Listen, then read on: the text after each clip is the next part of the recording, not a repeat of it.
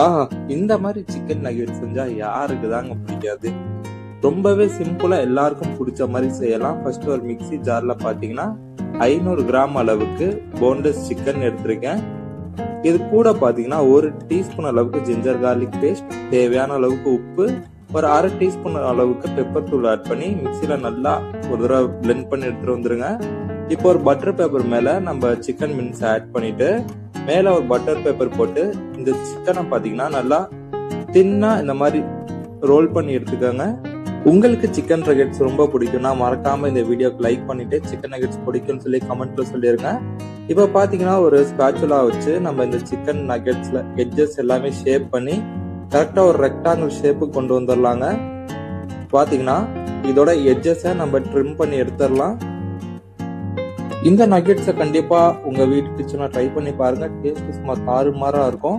இப்போ பாத்தீங்கன்னா எட்ஜஸ் எல்லாமே கட் பண்ணி எடுத்தாச்சு. இப்போ நான் ஃபைனலா ஒரு தடவை ஸ்பாச்சுலா வச்சு ஒரு தடவை நல்லா ஷேப் பண்ணிட்டு சின்ன சின்ன ரெக்டாங்கிள்ஸா கட் பண்ணி எடுக்க போறேன். ஃப்ரெண்ட்ஸ், இந்த சேனலுக்கு இது வரைக்கும் நீங்க சப்ஸ்கிரைப் பண்ணாம இருந்தீங்கன்னா சப்ஸ்கிரைப் பண்ணிக்கோங்க. இதே மாதிரி மேலும் நிறைய வீடியோஸ் உங்களுக்கு தேடி வந்துகிட்டே இருக்கும். பாத்தீங்கன்னா இதே மாதிரி சின்ன சின்ன ரெக்டாங்கிளா கட் பண்ணி எடுத்துக்கோங்க. அடுத்ததா பாத்தீங்கன்னா 1 கப் அளவுக்கு பிரெட் கிரம்ஸ் எடுத்திருக்கேன், ஒரு பிஞ்ச் சால்ட் ஆட் பண்ணிருக்கேன், ஒரு பிஞ்ச் மிளகு தூள் ஆட் பண்ணிருக்கேன். எல்லாத்தையும் சேர்த்து நல்லா மிக்ஸ் பண்ணிக்கோங்க. அடுத்ததா இந்த சிக்கனை கோட் பண்றது பாத்தீங்கன்னா நான் ஒரு 2 முட்டையை உடைச்சு ஆட் பண்ணிக்கிறேன். அதே மாதிரி ஒரு சிட்டிகை உப்பு, ஒரு சிட்டிகை மிளகு தூள் ஆட் பண்ணி இந்த முட்டையை பாத்தீங்கன்னா நல்லா பீட் பண்ணி வச்சுக்கோங்க. அடுத்ததா இந்த சிக்கனை நம்ம கோட் பண்ண போறோம். அதுக்கு பாத்தீங்கன்னா ஃபர்ஸ்ட் மைதால நம்ம ஷேப் பண்ணி வச்சுக்கிற சிக்கனை ஒரு தடவை நல்லா கோட் பண்ணிட்டு எக்ஸஸ் மைதாவை இந்த மாதிரி நல்லா உதறிட்டு அடுத்ததா நம்ம ஆல்ரெடி பீட் பண்ணி வச்சுக்கிற முட்டையில இந்த சிக்கன் நகெட்ஸை ஒரு தடவை நல்லா கோட் பண்ணி எடுத்துக்கோங்க. ஃபைனலா பாத்தீங்கன்னா நம்ம சீசன் பண்ணி வச்சிருக்க பிரெட் கிரம்ஸ்ல இந்த சிக்கன் நகெட்ஸை எல்லா சைடுமே நல்லா கோட் பண்ணி எடுத்துக்கோங்க. இப்ப அடுப்பு ஆன் பண்ணி ஒரு பேனோ ஒரு கடாயோ வச்சுக்கோங்க. இந்த சிக்கன் நகெட்ஸை பொரிக்க தேவையான அளவுக்கு எண்ணெய் ஆட் பண்ணி எண்ணெய் நல்லா மீடியம் ஹீட்ல இருக்கிறப்போ நம்ம சிக்கன் நகெட்ஸை ஆட் பண்ணி நல்லா கோல்டன் அண்ட் கிறிஸ்ப் ஆகுற வரைக்கும் ஃப்ரை பண்ணி எடுத்துக்கோங்க. ரொம்பவே சூப்பரான சிம்பிளான சிக்கன் நகெட்ஸ் ரெடி. இதை கண்டிப்பா ட்ரை பண்ணி பாருங்க. ட்ரை பண்ணி பார்த்துட்டு உங்களோட ஃபீட்பேக்கை மறக்காம கமெண்ட்ல சொல்லிருங்க.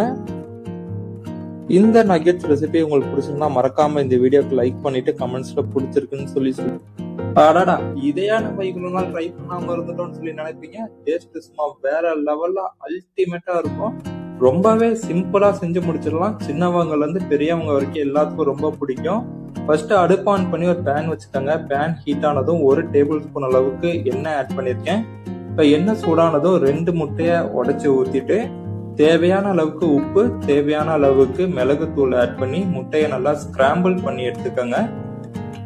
இந்த வீடியோக்கு மறக்காம ஒரு லைக் போட்டுருங்க. அதே மாதிரி நம்ம சேனலையும் சப்ஸ்கிரைப் பண்ணிக்கோங்க. ஸ்கிராம்பிள் எக் ஒரு பவுலுக்கு மாத்திக்கலாம். அதே பேன்ல ஒரு 2 டேபிள் ஸ்பூன் அளவுக்கு எண்ணெய் ஆட் பண்ணி எண்ணெயை சூடு பண்ணிக்கோங்க. எண்ணெய் சூடானதும் ஒரு 1/4 கப் அளவுக்கு நான் கார்ன் ஆட் பண்ணிருக்கேன், ஒரு 1/4 கப் அளவுக்கு முட்டைகோஸ், அதே மாதிரி ஒரு 1/4 கப் அளவுக்கு கேரட் ஆட் பண்ணிருக்கேன், ஒரு 1/4 கப் அளவுக்கு குடமிளகாய் ஆட் பண்ணிருக்கேன், ஒரு 1/4 கப் அளவுக்கு பீன்ஸ் ஆட் பண்ணிருக்கேன், தேவையான அளவுக்கு உப்பு, அதே மாதிரி 1 டேபிள் ஸ்பூன் அளவுக்கு சர்க்கரை ஆட் பண்ணி அடுப்பை நல்லா ஹை ஃப்ளேம்ல வச்சுட்டு ஒரு 3ல இருந்து ஒரு 5 நிமிஷம் வரைக்கும் நல்லா வதக்கி எடுத்துக்கோங்க. இப்ப அதே பேன்ல பாத்தீங்கன்னா 1 டேபிள் ஸ்பூன் அளவுக்கு எண்ணெய் ஆட் பண்ணிருக்கேன், 2 டேபிள் ஸ்பூன் அளவுக்கு வெண்ணெய் ஆட் பண்ணிருக்கேன். வெண்ணெய் பாத்தீங்கன்னா கம்ப்ளீட்லி ஆப்ஷனல் தான், இருந்தா ஆட் பண்ணிக்கோங்க.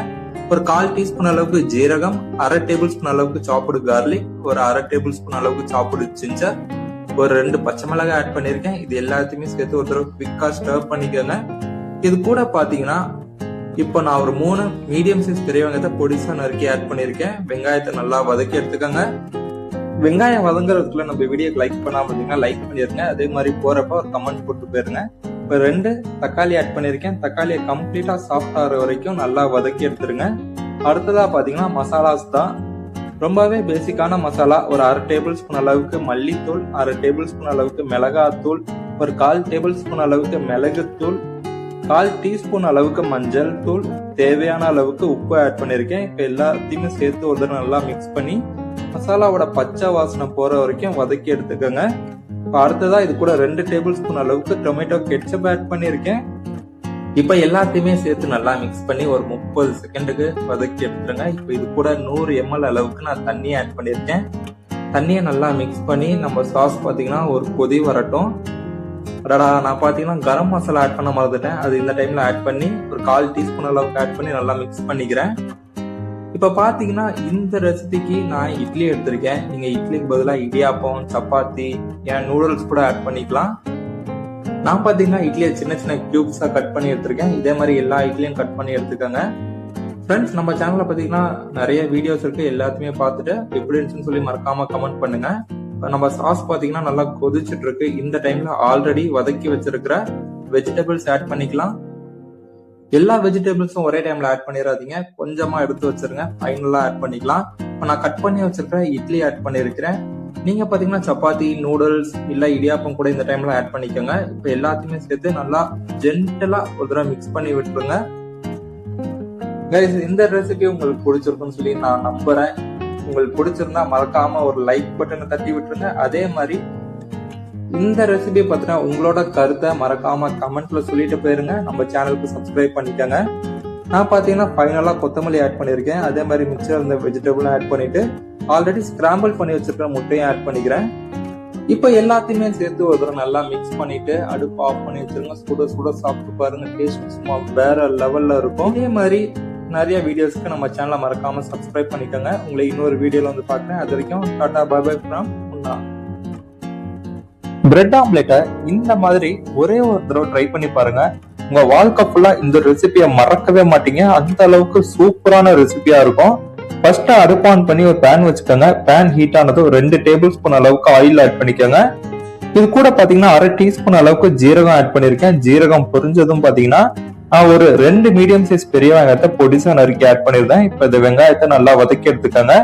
வெங்காயம் வதங்கினதும் பாத்தீங்கன்னா ஒரு 1/2 டீஸ்பூன் அளவுக்கு பூண்டு ஆட் பண்ணிருக்கேன். 1/2 டீஸ்பூன் அளவுக்கு இஞ்சி ஆட் பண்ணிருக்கேன். நான் 2 பச்சை மிளகாய் ஆட் பண்ணிருக்கேன். நீங்க காரத்துக்கு ஏத்த மாதிரி ஆட் பண்ணிக்கோங்க.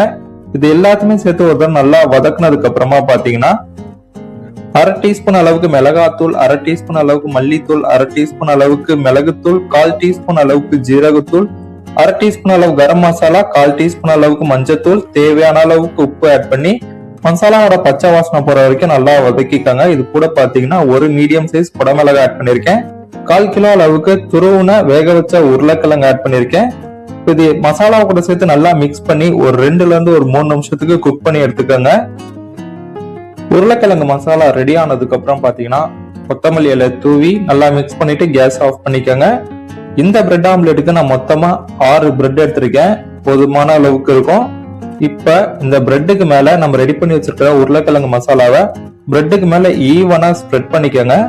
அடுத்ததா பாத்தீங்கன்னா நான் இது கூட சீஸ் ஆட் பண்ண போறேன். சீஸ் பாத்தீங்கன்னா கம்ப்ளீட்லி ஆப்ஷனல் தான். உங்களுக்கு வேணும்னா ஆட் பண்ணிக்கோங்க, வேணான்னா இந்த உருளைக்கிழங்கு மசாலாவே போதும். இப்ப நான் அந்த சீஸ்க்கு மேலயும் இந்த உருளைக்கிழங்கு மசாலாவை நல்லா ஈவனா ஸ்ப்ரெட் பண்ண போறேன். இப்ப இந்த பிரெட் ஸ்லைஸா பாத்தீங்கன்னா நம்ம எக்ல டிப் பண்ணி எடுக்க போறோம். அதுக்காக பாத்தீங்கன்னா நான் ஒரு பவுல்ல 4 முட்டை எடுத்திருக்கேன். இந்த முட்டை கூட பாத்தீங்கன்னா தேவையான அளவுக்கு உப்பு, ஒரு சிட்டிகை மிளகு தூள் ஆட் பண்ணிருக்கேன். இது கூடவே கொத்தமல்லி இலைய பொடிசா நறுக்கி ஆட் பண்ணிருக்கேன். இப்ப இது எல்லாத்தையுமே சேர்த்து ஒரு தடவை நல்லா மிக்ஸ் பண்ணிக்கோங்க. இப்ப நம்ம ஆல்ரெடி ரெடி பண்ணி வச்சிருக்கிற பிரெட் ஸ்லைஸ இப்ப இந்த முட்டையில நல்லா டிப் பண்ணி எடுத்துக்கோங்க. அவ்வளவுதாங்க. முட்டையில டிப் பண்ணி எடுத்ததுக்கு அப்புறமா அடுப்புல மீடியம் ஃபிளேம்ல இந்த பிரெட்டை எல்லா சைடுமே நல்லா ரோஸ்ட் பண்ணி எடுத்துக்கோங்க. ஒரு சிம்பிளான ஆனா ரொம்ப டேஸ்டான ஒரு பிரெஞ்ச் ஆம்லெட் ரெடி. கண்டிப்பா உங்க வீட்டு கிச்சன்ல ட்ரை பண்ணி பாருங்க. ட்ரை பண்ணி பார்த்துட்டு இதோட டேஸ்ட் எப்படி இருந்துச்சுன்னு சொல்லி கமெண்ட்ல சொல்லுங்க. ஆல்ரெடி இதை ட்ரை பண்ணி இருந்தீங்கன்னா இதோட டேஸ்ட் எப்படி இருக்கும்னு சொல்லி கமெண்ட்ல சொல்லிட்டு போங்க. நம்ம சேனலுக்கு சப்ஸ்கிரைப் பண்ணிக்கோங்க. உங்களை இன்னொரு வீடியோ வந்து பாக்குறேன். அது வரைக்கும் டாடா, பை பை. கோலா உருண்டை டேஸ்ட் அப்படியே இருக்கும். ஆனா சிக்கனோ மட்டனோ வாங்க வேண்டியது இல்ல. ரொம்பவே சிம்பிளான இந்த ஸ்நாக்கை 10 நிமிஷத்துல எப்படி செய்யலாம்னு சொல்லி பார்க்கலாம். இந்த ரெசிபிக்கு நான் 4 முட்டையை வேக வச்சிருக்கேன். முட்டையை மட்டும் வேக வச்சிட்டீங்கன்னா 10 நிமிஷம் தான். சூப்பரா அந்த ஸ்நாக்ஸ் ரெடி பண்ணி போயிட்டே இருக்கலாம். இப்போ முட்டையை நல்லா துருவி எடுத்துக்கோங்க. முட்டையை துருவிட்டீங்கனாலே பாதி வேலை முடிஞ்சு. இப்போ இது கூட ரொம்ப சிம்பிளான பொருட்கள் மட்டும் தான் ஆட் பண்ண போறோம்.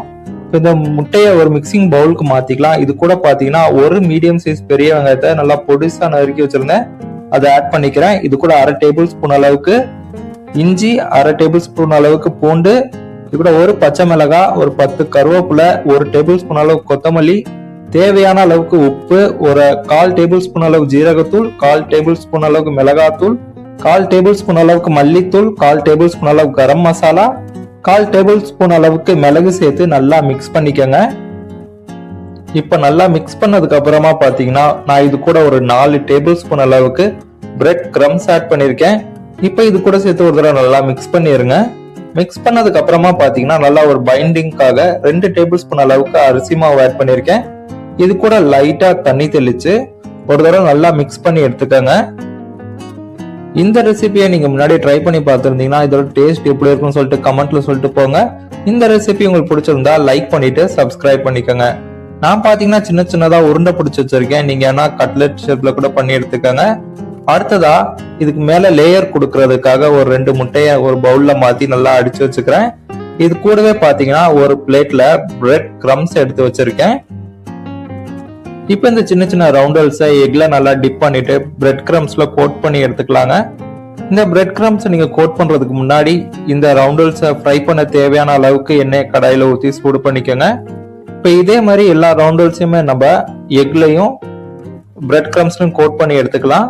இப்ப எண்ணெய் நல்லா மீடியம் ஹீட்ல இருக்கும் போது ஒவ்வொரு ரவுண்டல்ஸும் ஆட் பண்ணி நல்லா கோல்டன் அண்ட் கிறிஸ்ப் வர வரைக்கும் நல்லா மீடியம் ஹீட்ல ஃப்ரை பண்ணி எடுத்துக்கோங்க. இதே மாதிரி மீதி இருக்கிற ரவுண்டல்ஸையும் ஃப்ரை பண்ணி எடுத்துக்கோங்க. ரொம்பவே சிம்பிளான கோலா உருண்டை டேஸ்ட்ல இருக்கக்கூடிய ஒரு ஈவினிங் ஸ்நாக் ரெடி. இந்த ரெசிபி உங்களுக்கு பிடிச்சிருந்தா மறக்காம நம்ம சேனலை சப்ஸ்கிரைப் பண்ணிக்கோங்க. இந்த வீடியோக்கு ஒரு லைக் அண்ட் கமெண்ட் போட்டு போயிருங்க.